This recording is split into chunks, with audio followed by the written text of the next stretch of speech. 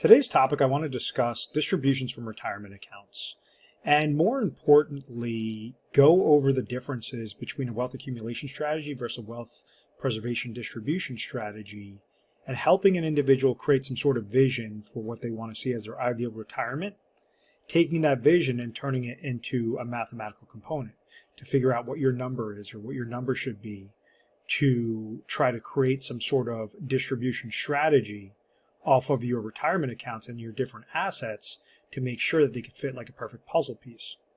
After creating the proper segments and the proper strategies from your income and your distribution planning needs, how to utilize the leftover monies towards those specific ancillary intervals.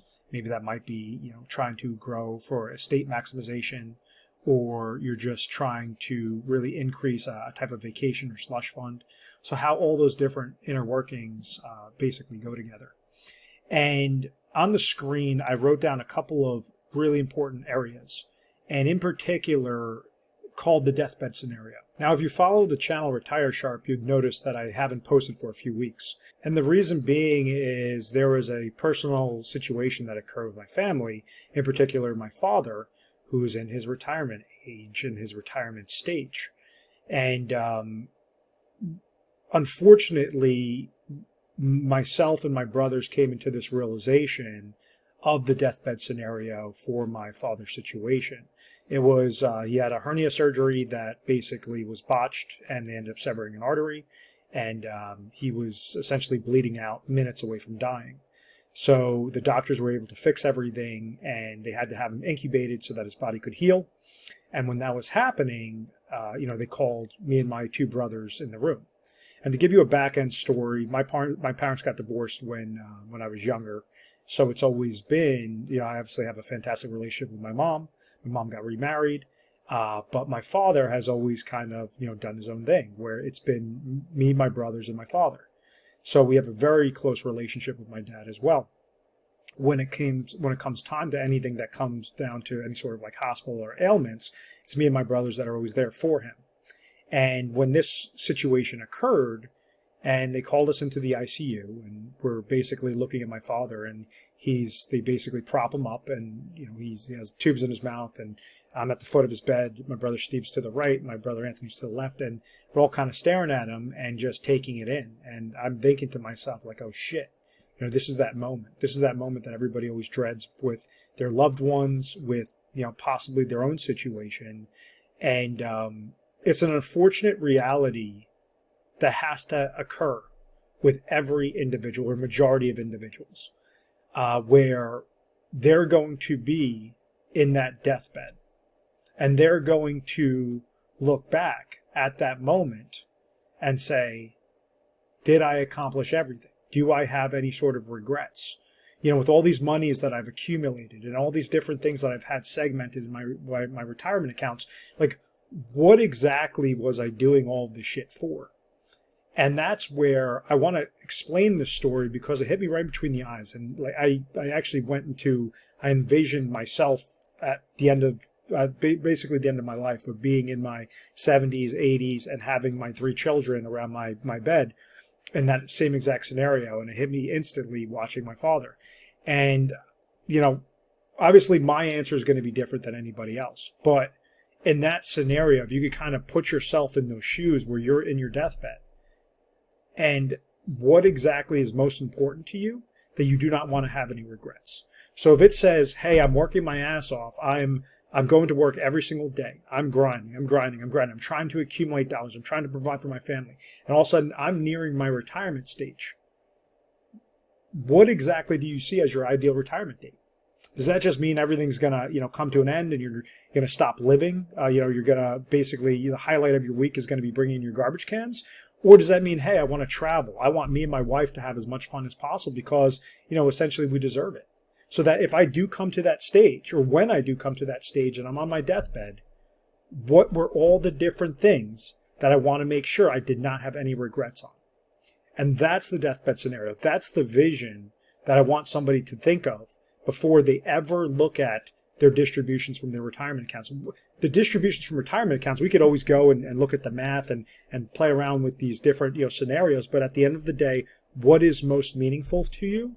And then how can we work back into the math to make sure that this is a reality, the date that you want to retire, and retirement might be still working part-time because some people love their jobs. So I'm not saying completely stopping, but what's exactly that ideal scenario? Is that golfing every day, fishing every day, enjoying warm weather, enjoying the grandkids? What is that scenario?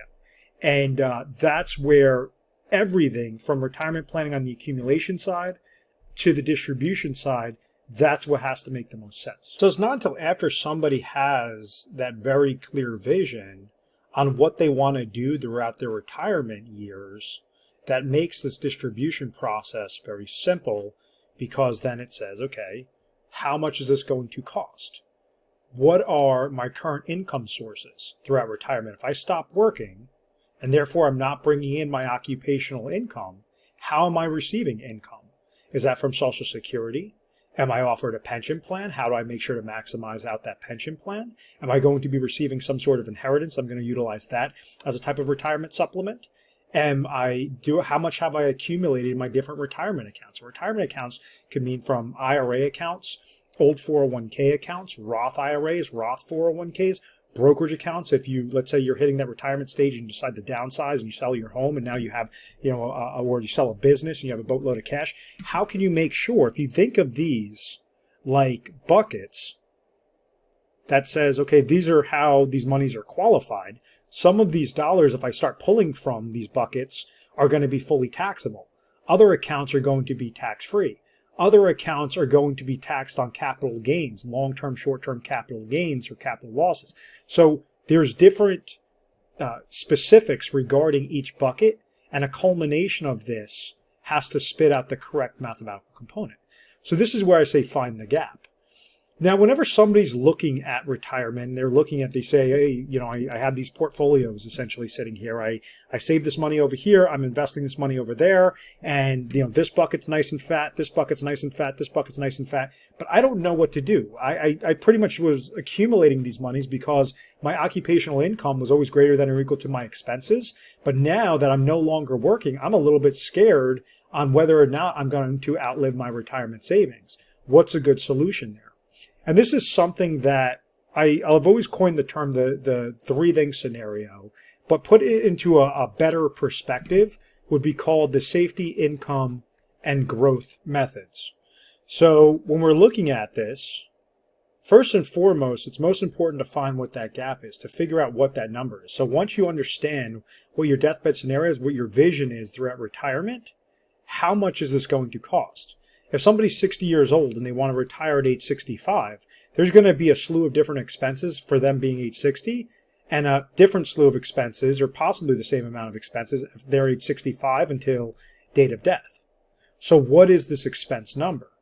And this is looking at your different budgeting analysis. This is something that we try to help out individuals, and we have budgeting sheets. We utilize different Excel spreadsheets and different PDFs to make sure that we could really hone in this number and try to overstretch, try to be super conservative with this number so that you're almost planning for a worst case scenario. Hey, I really want to take 4 trips a year, even though realistically it might be 2 trips. Let's plan on 4 trips so that you're always hitting that specific bottom line.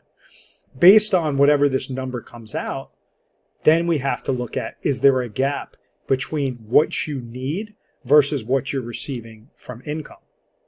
So if we look at a client example, we might have a client or clients that call over to our office, and we understand that they have accumulated assets of non-qualified money sitting around $250,000. Maybe they have 401k money sitting at $500,000 and additional IRAs sitting at $250,000. So in total, we know that their assets, their retirement accounts, or basically the accounts that they're trying to segment for their retirement needs, is sitting at right around $1 million for easy math. Now, let's say that these individuals, you have male and female, they're both age 62, and they're looking to retire at age 65.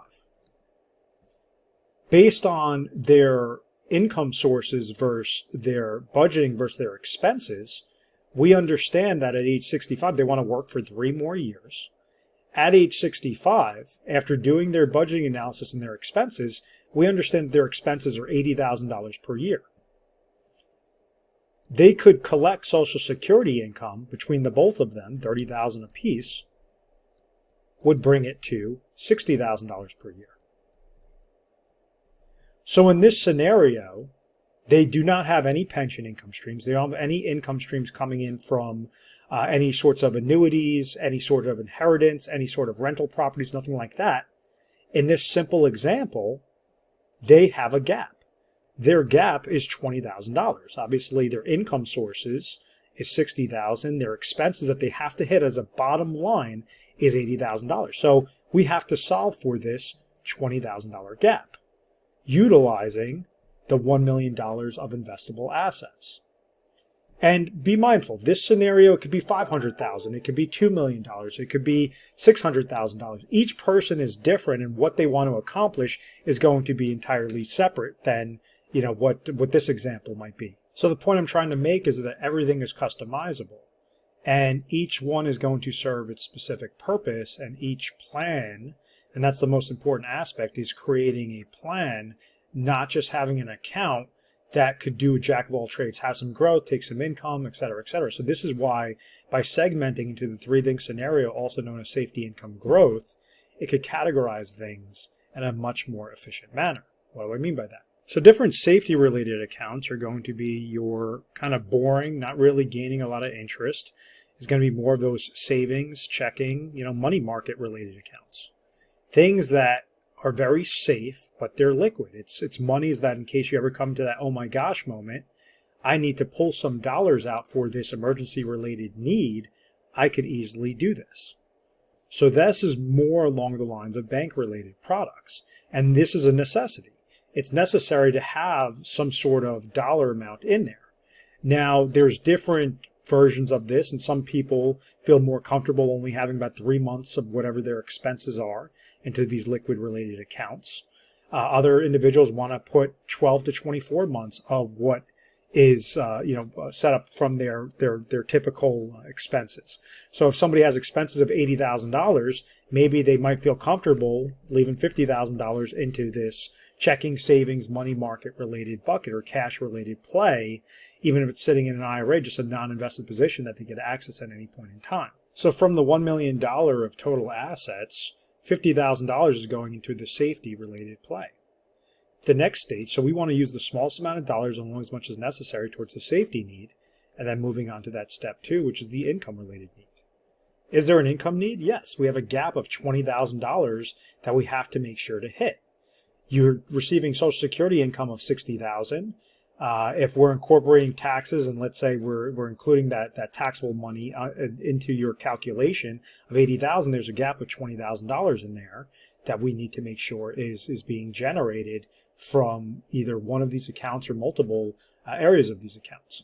So with these income-related accounts, it could be anywhere between dividend-paying stocks, it could be bonds, it could be annuities, the correct types of annuities, because remember, there's a lot of bad annuities out there. You could leverage REITs, different things that could generate a type of income play for this individual situation to say, what's the smallest amount of dollars and only as much as necessary to be able to produce income, make sure that X amount of dollars from these accounts are set up towards this income-related play. Once we understand what this number is, so maybe it's going to be leveraging a few different accounts for income-related purposes, and this is going to bring in $250,000 that we want to place into this income-related segment.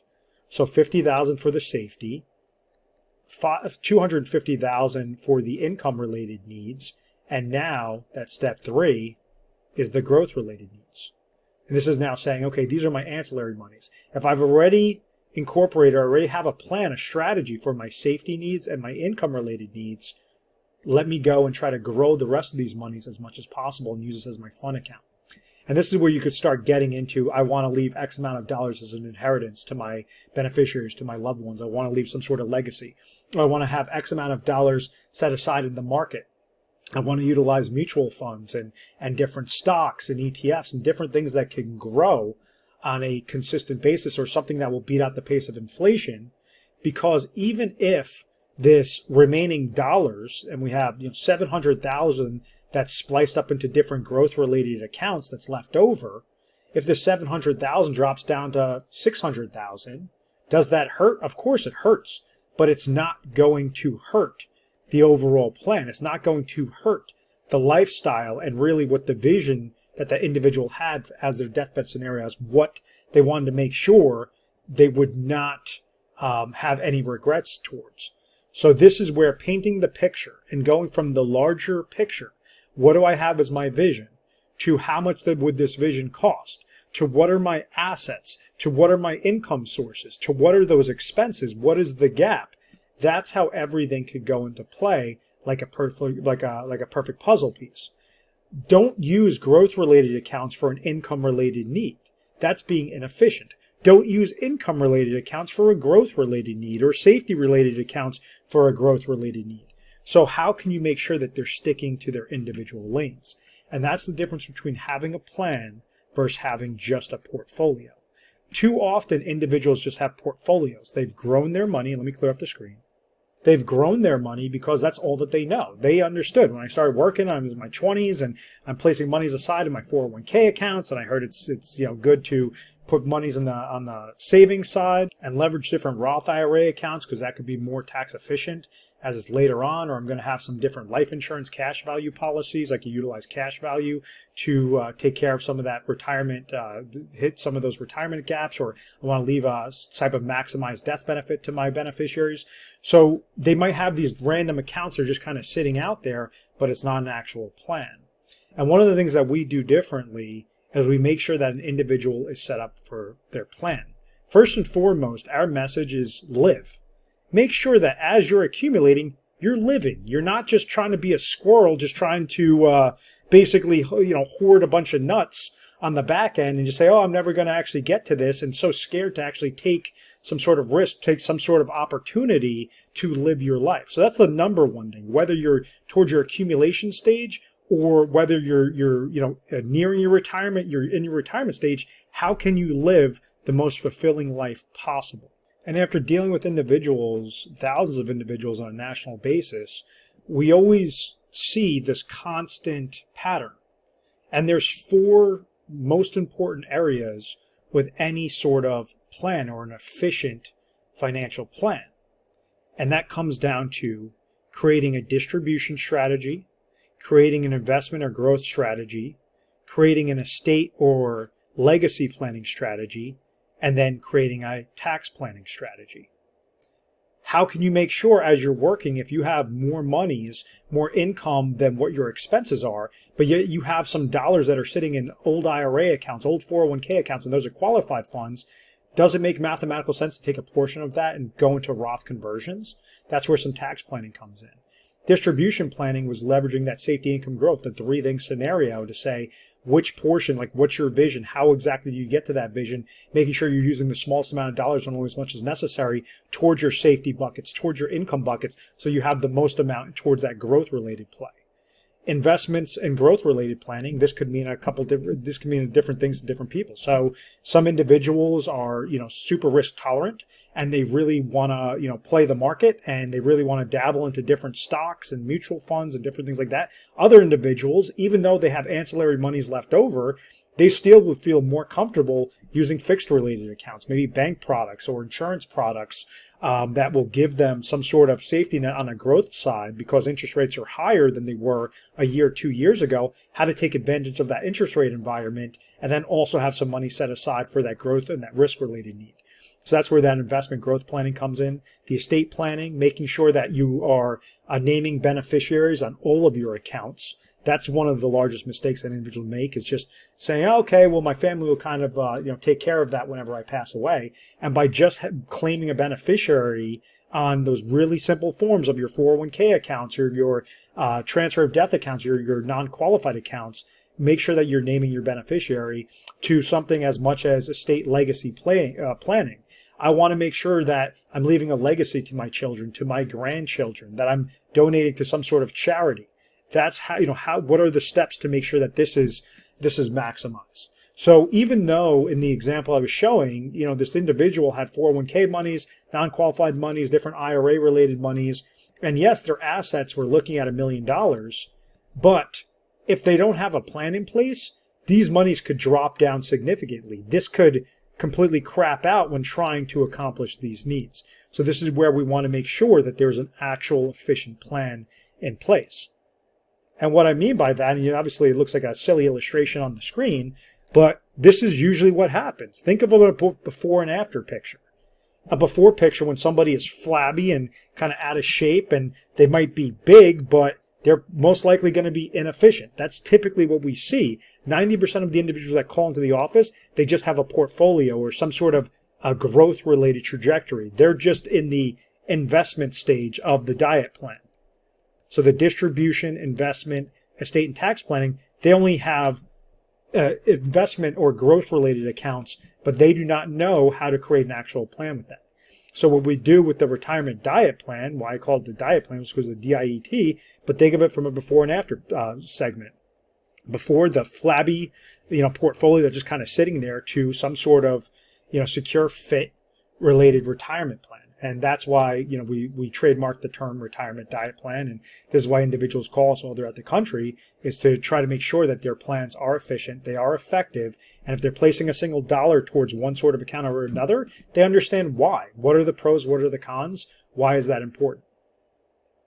So in closing, I hope that, my stories, and I hope that the strategies that I just went on a 30,000 foot view level, I hope that those make sense and it has resonated with you. If you are interested in speaking to one of our team members, feel free to give our 1-800 number a call. It's 1-800-566-1002. We're available 24 hours a day, 7 days a week. How that process works is you'd call the 800 number, you would reference this video and ask to speak with a specialist. After taking down some information, we would make sure that the customer service reps would set you up with the correct advisor based on your area, based on your time horizon, when you'd like to speak with somebody. If you want to set up a phone call, want to set up a Zoom call, we try to make things as flexible for you guys as possible. At the end of the day, we want to make sure to remove your death benefit regrets. Show you how to create a vision for your retirement and how the math works to accomplish that vision. How to make sure that that stress is being taken away. And, that's probably the most powerful message that I could give you guys. And with all my videos, it's always out there to give you guys some educational pieces. Obviously, feel free to watch some of the other videos out there. But the underlying message is, how to make sure that it's truly accomplishing what you feel most important. Not what I feel most important, not what your neighbor feels most important, what you feel most important and what you want to see, so that you are eliminating those deathbed regrets. Once again, feel free to give us a call, subscribe to our YouTube channel, Retire Sharp, so you can have access to the most updated videos. Thanks so much, guys.